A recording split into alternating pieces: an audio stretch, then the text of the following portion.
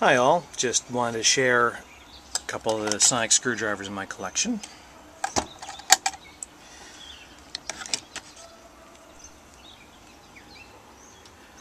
This was made in either 1995 or 1996. It's machined aluminum with moving parts and has its own sound system built into it. The emitter's down there in the bottom.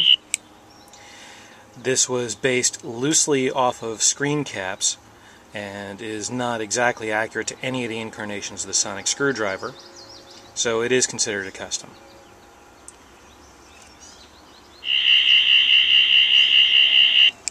Spring-loaded parts. Sound system works off of magnets and a reed switch, and it takes a small 12-volt battery.